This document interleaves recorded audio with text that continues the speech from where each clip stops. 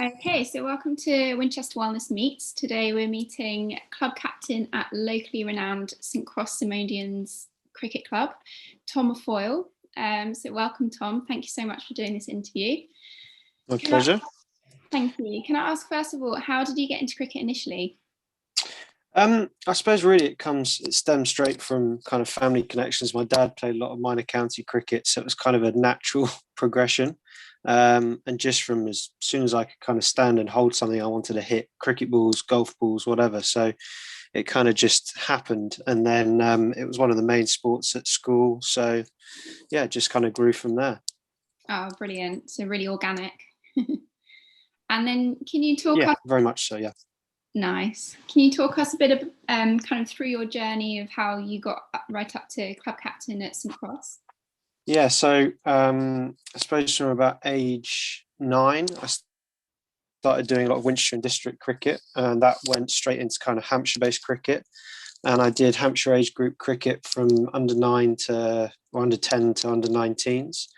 And I started playing kind of club cricket as well as some academy cricket for Hampshire at Sparsholt, and did a couple of years there. And then when it was time to kind of step up into the kind of adult cricket, I moved to St Cross when I was 13, I think. And then age 14, I think I had my first team debut over at Alton, actually, a long time ago now, 14 years ago. And then kind of stuck around in the first team as a bowler for a number of years. And then eventually, after about, must have been probably 6 or 7 years, I was made vice captain to Richard Taylor. And when he moved back to Andover, I took over as captain, which was now 3.5, 4 years ago.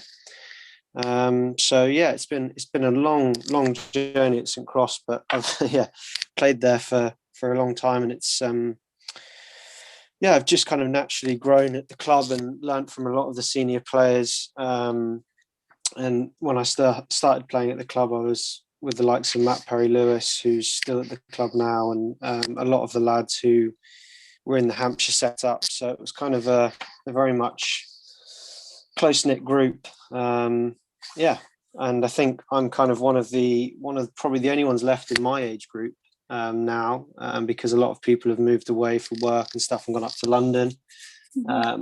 Quite a few people my age playing in London still. So yeah, it was a fairly long journey, but it was good. It's been really good. Oh, brilliant. It's clear you've got a huge love of cricket.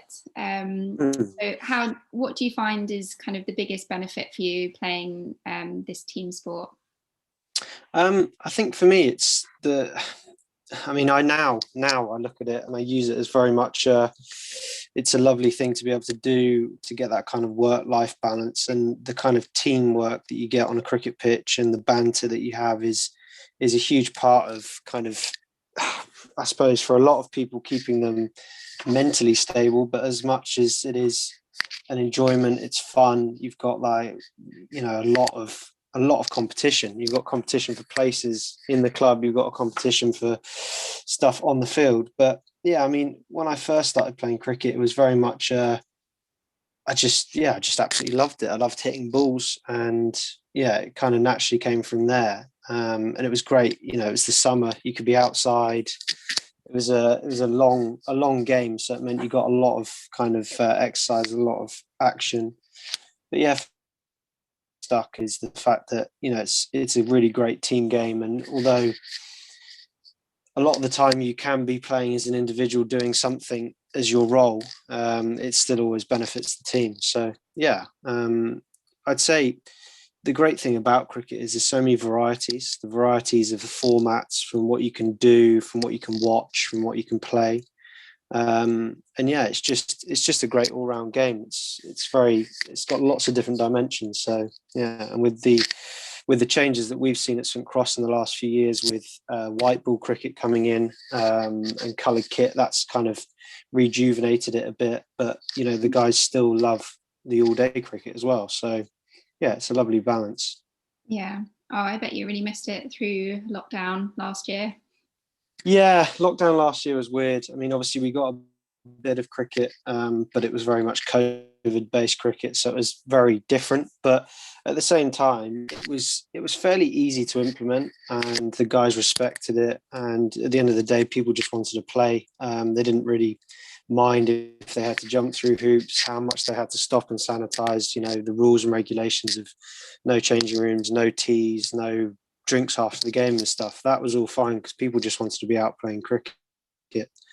And that was a really big thing. Obviously, who knows what will come this season, but I think even if we do still have issues, then people will just be looking forward to that because, like you say, it's not having it is a real nightmare. And I've had a lot of people in the last few months who obviously were desperate to have sort of winter nets because that's the other beauty of cricket.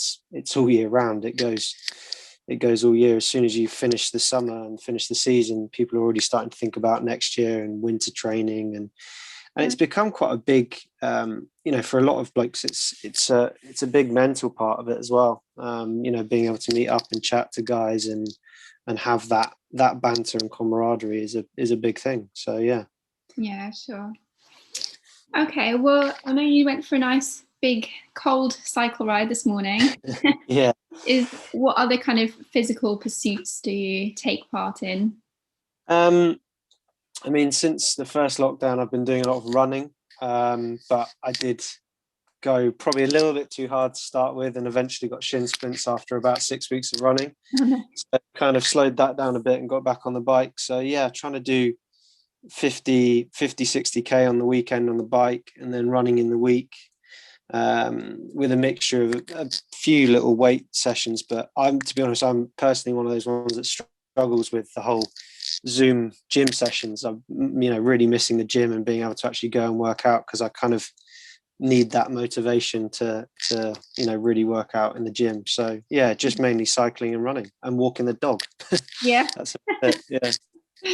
And has that kind of cycling and running aspect of things changed for you since lockdown? Has that kind of stepped up a bit to try and keep your fitness levels up?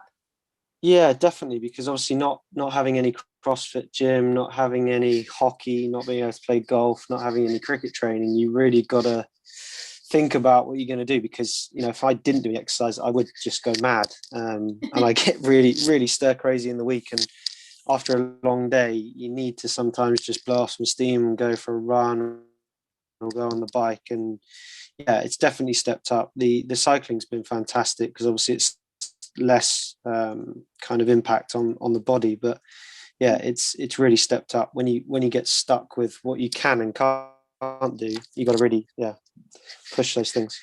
Definitely.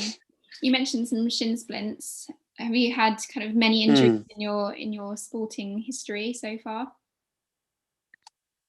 I had one fairly bad injury quite early on when I was about, I must have been 14, 15. I had an injury playing hockey, actually, where I landed badly after getting turned over on kind of an icy astroturf and cracked my coccyx, so the tailbone. And that kind of caused quite a few issues moving forward with kind of hyperextending one side of my muscles in my back from sitting badly. And then going into my first career, which was chefing, that again, that leaning kind of hazarded that back. So I've had quite a few issues with my lower back and kind of very bad sciatica. And again, sitting at a desk now, that doesn't massively help. So it's not been great, and that's something that's always stuck around. The only other thing I can think of that I've done is I damaged my rotator cuff a little bit playing cricket, diving, and falling badly. But other than that, I've been pretty lucky. I haven't had any sort of major breaks or anything. Yeah. And what was your road to recovery like? Did you use any professional healthcare or advice for those things? Yeah, I had to go to a chiropractor for quite a long time after my initial problem with my back. And then when I was chefing, I got myself into a really bad situation with my back where, again, I had to go back to the same chiropractor, but not just for recovery at that point, which the first recovery was maybe 3 or 4 months. I actually had to to go for about a year.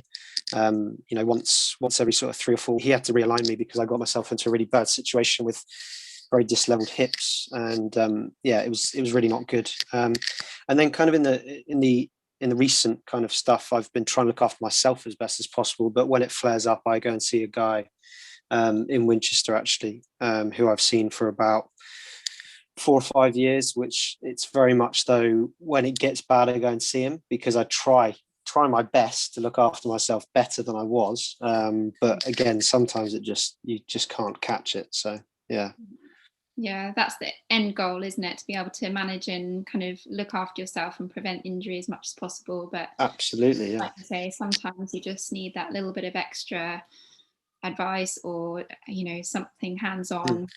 But great that you know someone who you can trust your body with, because that is so important. Absolutely, yeah. What's your kind of plan now with general recovery when you can get back on the cricket field and keeping yourself tip top? Yeah, I mean, for me, it comes down to a lot of core stability stuff, obviously, because it's to do with my back.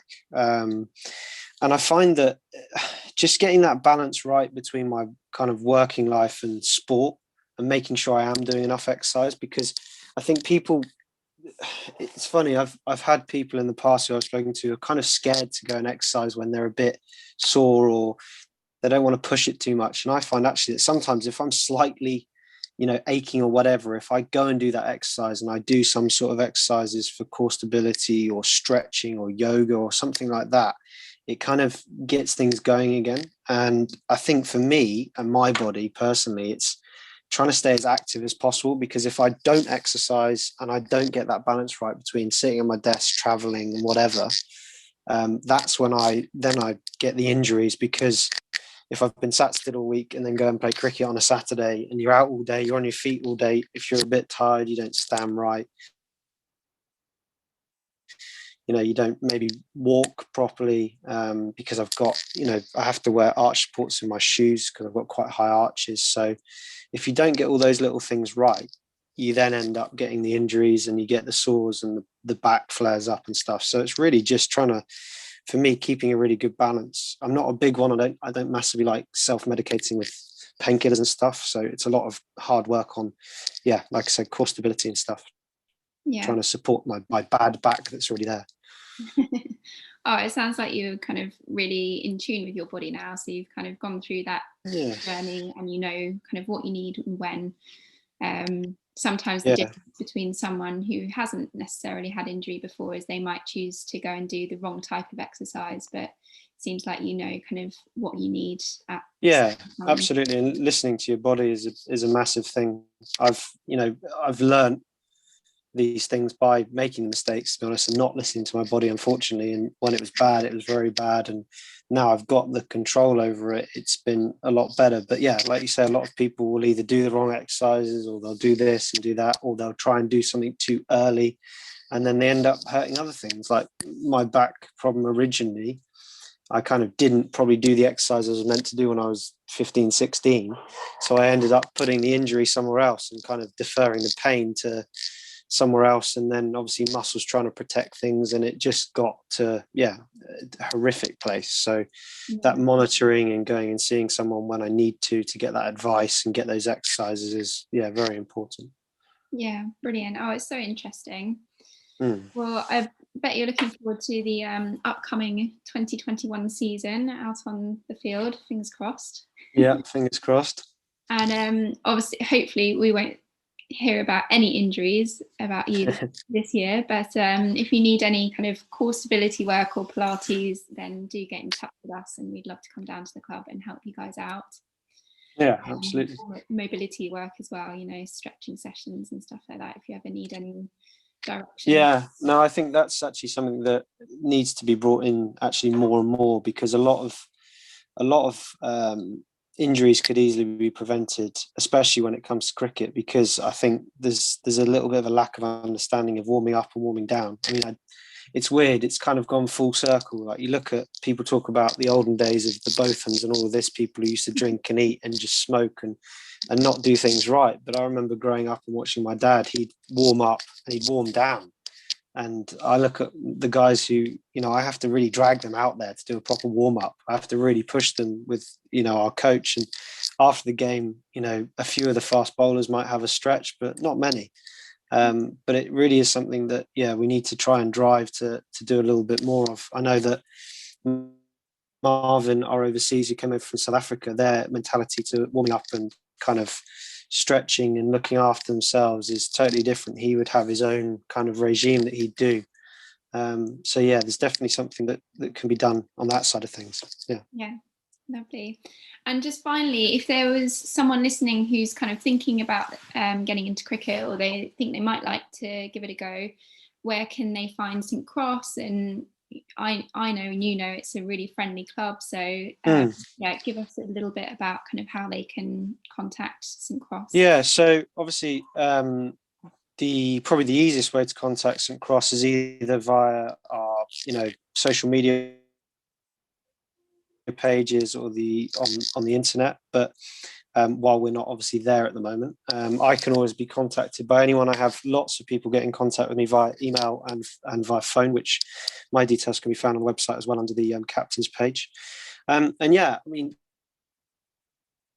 obviously the club's down in Winchester on St Cross Road, and we've got a lovely facility of 2 pitches right next to each other, which is fantastic. And in the summer we can have up to, when it wasn't COVID times, we'd have hundreds of juniors training all week, and on a Saturday have 2 games going on. We've got a lovely social setup with barbecue area and bar, and yeah, I mean, it's just a fantastic place to be. It's a very friendly environment. We're currently building a play area for the kids that was kind of money raised from donations over the summer last year, even with all that was going on. So there's a lot of stuff going on at the club. There's still lots of potential that's being planned in with more facilities and nets, and hopefully a new pavilion in the future. So yeah, it's a good place to be. And 15 years that will be this year that I've been there, and I've